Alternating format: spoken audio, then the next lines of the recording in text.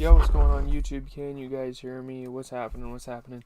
GZTV back with another video, and in this video we are going to be discussing this week in the NFL, going in depth, talking about every single game this week. We do the same thing with the NBA, we talk about every single game. So if you're not only a NFL fan but also an NBA fan, check that out because I'm going to have that video out tonight. I'm not sure. I told the Twitch stream because Argentina's playing Hungary right now in a Group 2 FIFA thing. I'm on FIFA 23. I'm running my own World Cup just for fun. And Argentina's playing Hungary in their second game. If you guys want to go check that out, GZTV Live on Twitch. I also might be live later for some like Fortnite. I'm not sure. It depends if anyone wants to get on. But let's get right into the games. Let's start with the Thursday game. The 49ers played the Seahawks. Brock Purdy and the 49ers toppled the Seahawks by 8. They won the NFC West. This is really the week where the playoff implications are starting to really show. With a chance to win the division title, he's like, yep, I'm taking the field. Showed a lot of confidence. I mean, it's really awesome to see Brock Purdy just be so calm, so collected. Great offense he's around, obviously. But I mean, he still plays really fucking good football. 17 for 26, 217 yards and 2 touchdowns. Geno Smith on the other side threw 31 for 44 and had a touchdown. Nothing super impressive running-wise, but George Kittle had 4 catches for 93 yards and 2 touchdowns. So yeah, that pretty much does it. I'm not going to talk about these games at too much of depth. I just don't think it's really necessary. If I have a lot to talk about the games, I will talk about the games in depth. But it is what it is. Let me check something on my phone real quick. I do not like college. It's terrible. But yeah. Let's see. Yeah, let's move on to the Saturday games, because Saturday we had a triple header. Very interesting schedule this week. Fucking Vikings Colts, probably game of the year. This shit was insane. It's getting people to really think that the NFL might be scripted, which I think most professional sports are scripted, definitely. I mean, when there's money involved, come on, think of it as like a reality show. Like, I don't know, man. Like, when money's involved, surely, when you're not getting paid as much, maybe there's no point. But, like, I don't know. There's money involved here, so I feel like there's got to be some scripting, got to be some fixing. But comeback king Vikings set an NFL rally record in the win versus the Colts, with the Minnesota Vikings gathered in their humbled locker room at halftime in a huge hole. Cornerback Patrick Peterson sets the tone for a historic escape by promising his offensive teammates the defense would do its part to hold the Indianapolis Colts to just 3 points in the second half, and they did. Or hold them to a low amount of points. And they held them to 3 points. Yeah, man, they rallied. What a fucking game. And Matt Ryan being a part of negative sides of NFL history day after day here. I mean, Matt Ryan, he 19 for 33 and a touchdown. He didn't play terrible. He didn't play great either. Kirk Cousins, though, 34 for 54, 460 yards, 4 touchdowns. He did throw 4 picks, but, he attempted 54 passes. I don't know, man. That's wild. He was throwing the ball all game. And, Dalvin Cook still manages to get 7 carries for 95 yards. Another offensive powerhouse in this league, the Minnesota Vikings. KJ Osborne had the best game probably in his career. He ended with 10 catches for 157 yards and a touchdown. I think it's safe to say we can move on there. Shout out to the Vikings. I somewhat like the Vikings. Obviously, they're in my division, but I want them to do well. Given what the Packers are still in it. Obviously, they're still a competition, but yeah. Ravens-Browns, poverty game, terrible game, very scrappy. It's football. Deshaun Watson throws for a touchdown, wins his home debut as the Browns beat the Ravens. Deshaun Watson dropped to a knee for the 3rd time to extinguish the final seconds. He turned and walked alone, taking a few steps before tilting his head back, screaming into the frosty air. I'm not going to go through the highlights. It was just a terrible game, honestly. Not a fun game to watch. Tyler Huntley, 17 for 30, threw a pick. Deshaun Watson went 18 for 28 and had a touchdown. So that's kind of the difference between those two. J.K. Dobbins, absolutely fantastic for performance this week. 13 carries for 125 yards. They lost this game. It's kind of insane. Mark Andrews not doing bad with 3 catches for 31 yards. And on the other end, Amari Cooper being the big receiver for the Browns on Saturday. 4 catches for 58. How does Dobbins run for 125 yards through 13 carries? This is a team we know. Obviously, know Lamar Jackson. We know they're still known to be a running team. Like Tyler Huntley is still a scrambling quarterback, but I don't know what happened. Just a very sloppy game. Justin Tucker missed a field goal or 2. I don't remember how many he missed. But yeah, that's pretty. It wouldn't have affected anything. They probably would have still lost by like a touchdown, but Yeah.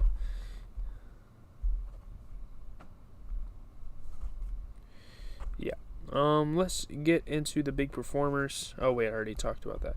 Let's move on. Dolphins and Bills, another good game. 2 good games on Saturday. A lot of good games this week. A lot of drama, a lot of script writing. But hey, it's entertaining, right?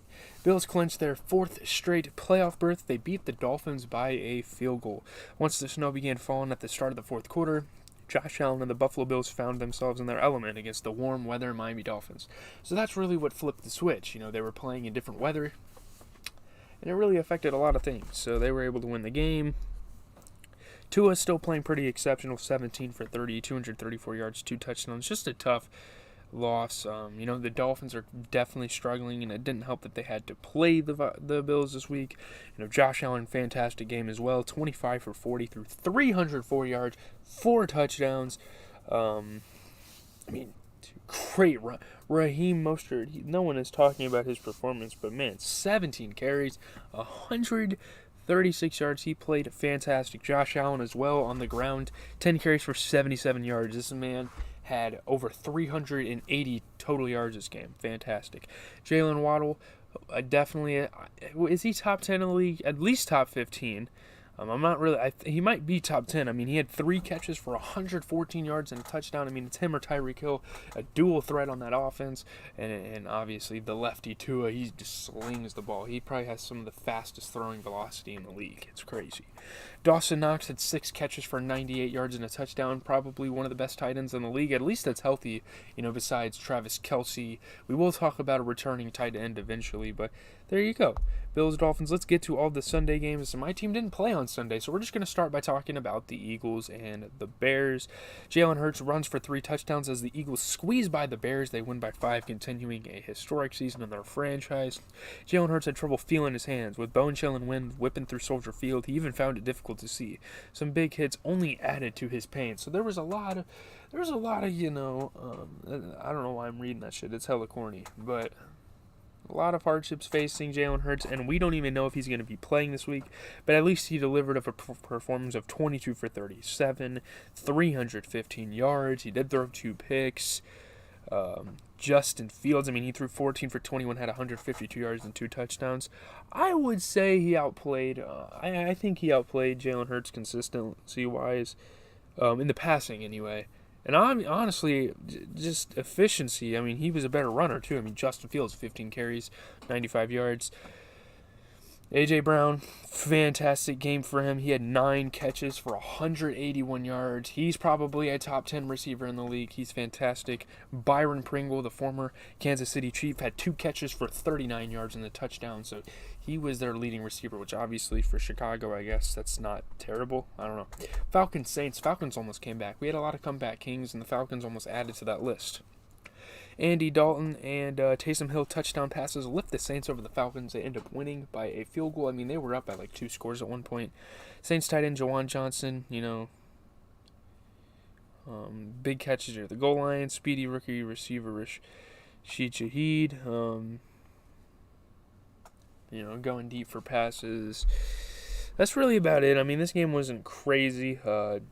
Desmond Ridder actually played a decent amount for the Falcons. He threw 13 for 26. Not terrible there, I guess. Andy Dalton, though, 11 for 17, 151 yards and 2 touchdowns. So just a little more efficient there. Tyler Algier, I think is his name. Great running back. Young star.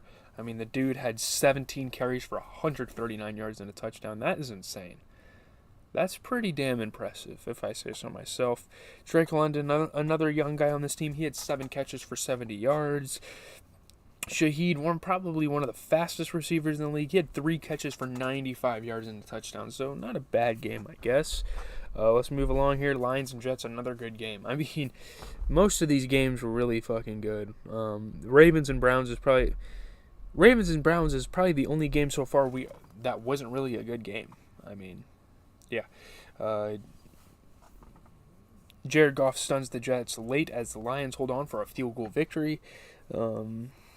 Jared Goff and the Detroit Lions were stymied for most of the game, unable to get much going against the New York Jets until Jared Goff is playing like prime Jared Goff here.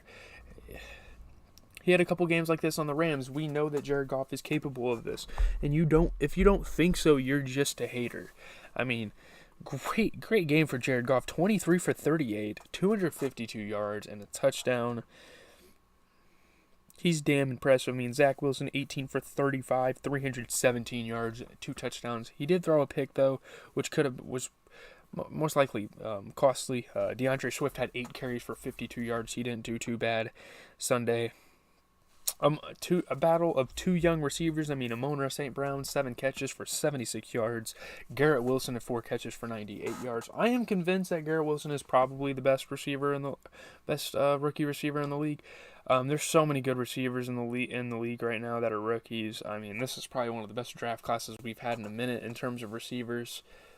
Based on rookie performance alone, now there could be busts in there. There could be, fall-offs. But, Christian Watson, Garrett Wilson, and Chris Olave, those 3 alone have really solidified this draft class with great players.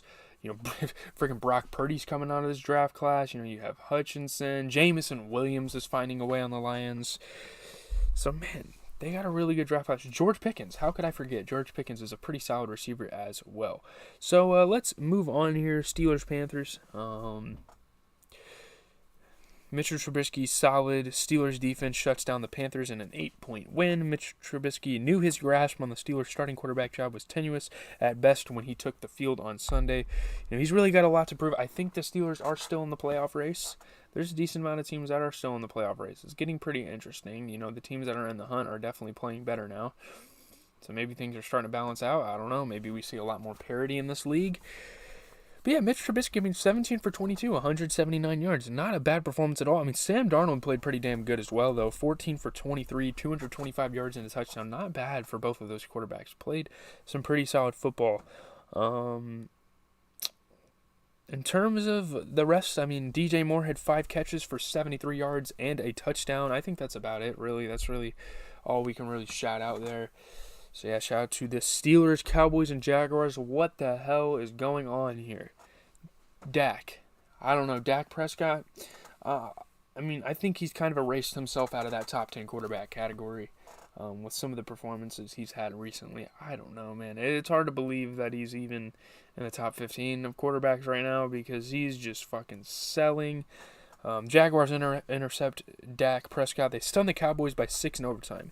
Rayshon Jenkins snatched the ball inches from the ground and raced the other way. He got the pick 6. Probably the best defensive performance all week from Rayshon Jenkins here. Out of nowhere. The Jags have been playing great. They have guys that can really step up when they need it, trying to win games to get into playoff contention, which no one even thought was possible at a point. But, man, it is possible. This is a good game, though. Dak Prescott, despite the interceptions, I guess 23 for 30, 256 yards, 3 touchdowns. He literally lost them the game, though, with that pick 6. I don't know if the receiver dropped it or it got tipped. I don't remember, but still, risky read, tight windows. And, who cares? You're going against T-Law, probably one of the best, if not the best, young quarterbacks in this league out of nowhere. The dude threw 27 for 42, 318 yards, 4 touchdown passes. He did throw a pick, but obviously Dak Prescott outdid him there. Troy Pollard, I don't know if I want to talk about that. Travis Etienne, though, great young running back. A lot of young guys for this Jags team that can make a difference. He had 19 carries for 103 yards. Good performance for Travis Etienne. You get C.D. Lamb coming out here and having 7 catches for 126 yards, definitely overshadowed by a terrible throw by Dak at the end in overtime. Zay Jones, probably one of the better receivers of the week, with 6 catches, 109 yards, 3 touchdowns. Half of his receptions were touchdowns, looking like damn Christian Watkins out there. Zay Jones has had a couple of decent runs with other teams, I want to say. I don't think he's necessarily like a young guy anymore. I don't know if he can be considered as that, but shout out to Zay Jones. Let's move on to the Chiefs and the Texans. This was an OT game. I don't know fucking why. Back-to-back weeks where Texans have almost shocked the world, but obviously the script writers couldn't let that happen. Jerick McKinnon's 26-yard run in OT lifts the Chiefs over the Texans. They won by that touchdown. Wearing shirts that read "Conquered the West" and baseball caps commemorating their AFC West title, the Kansas City Chiefs celebrating winning the division for a 7th straight season after outlasting the Houston Texans. Wow. Big fucking whoop. You beat the Texans. The Cowboys celebrated like it's fucking Christmas morning, so at least there's that. And I guess at least with this game, there were actually playoff implications. The Cowboys were just like, yeah, we beat the Texans. Like, I don't know. Patrick Mahomes, 36 for 41 through 2 touchdowns. Davis Mills ended up going 12 for 24, 121 yards, 2 touchdowns. I guess not garbage there. Definitely could be better. Isaac Pacheco, really big name here for the Chiefs at running back, young star. Pretty good player, man. I mean, 15 carries, 86 yards. He's been a big part of the run game. You have Travis Kelce going for 10 catches and 105 yards. So you have 3 pretty good offensive players there. Chris Moore had 4 catches for 42 yards, so that's not bad either. But we got to move on here. We have the Cardinals and the Broncos. Broncos win a fucking game finally. Brett Rypien overcomes pressure, rallies the Broncos past the Cards. They win by 9.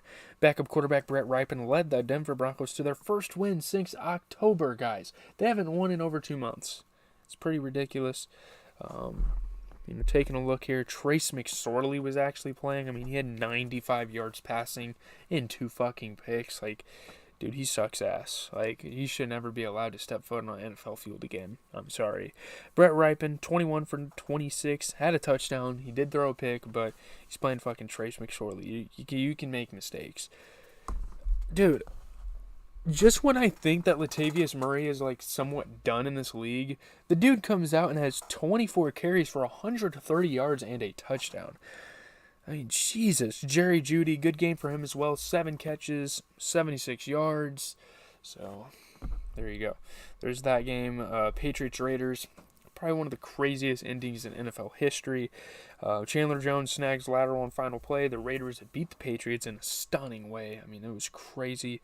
The New England Patriots decided playing for overtime wasn't enough. They avoided overtime, but not in the way they intended. Yeah.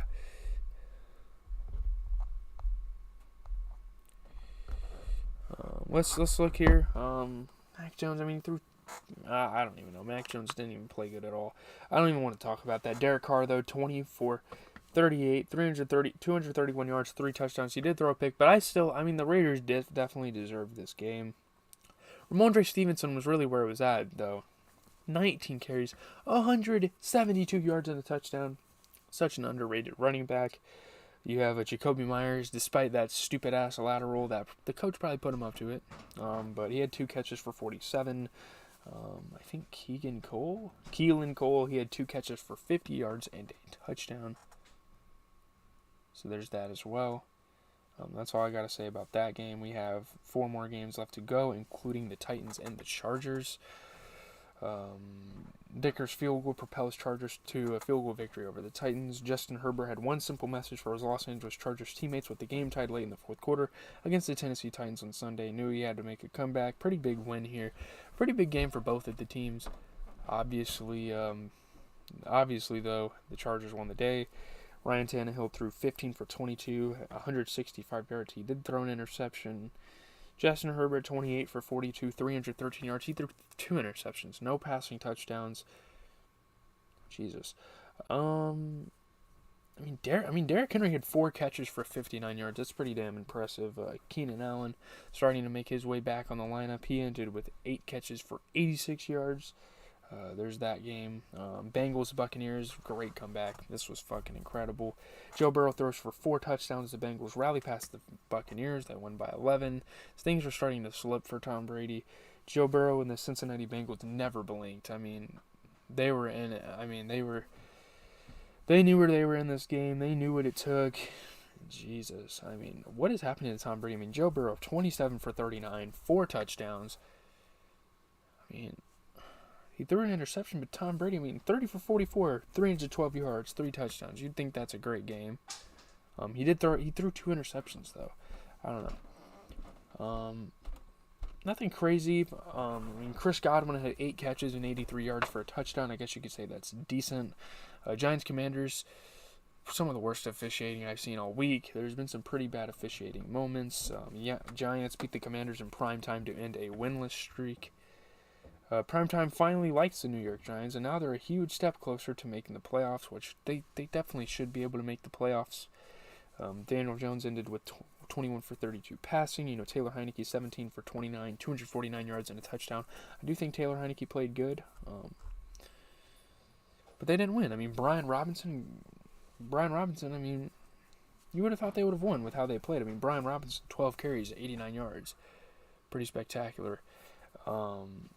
Raymond James, I want to say it. Richie James, 4 catches for 42 yards for the Giants. John Dotson, great young receiver in this league. I don't know if he's a rookie or not, because that could definitely add. I think he is a rookie. So yeah, it's just adding to the great rookie receivers. 4 catches, 105 yards, and a touchdown. Let's talk about my Packers. They played the Rams last night. Obviously they won. I'm happy. We keep it alive. Packers defeat the Rams by 12 to keep the playoff hopes alive. Aaron Rodgers and the Green Bay Packers aren't giving up hope they can still reach the playoffs, even as they remain multiple games below 500. They still definitely believe that they can do it. It's going to be difficult. We got to beat some good teams, but it's possible. We played fucking Baker Mayfield, who went 12 for 21, threw a touchdown. He threw a fucking pick. So did Rodgers, but Rodgers at least, he went 22 for 30, 229 yards and a touchdown. Definitely kind of disappointing. He threw a pick, but I don't know. It's definitely interesting. Cam Akers, good game on the ground, 12 carries for 65 yards. Same with Aaron Jones, 17 carries, 90 yards. Cam Akers receiving, dude, he's doing everything for this squad. Without Cooper Kupp, without a lot of people, 3 catches for 35 yards. Romeo Doubs, I think this is his first game back in some time. He had 5 catches for 55 yards.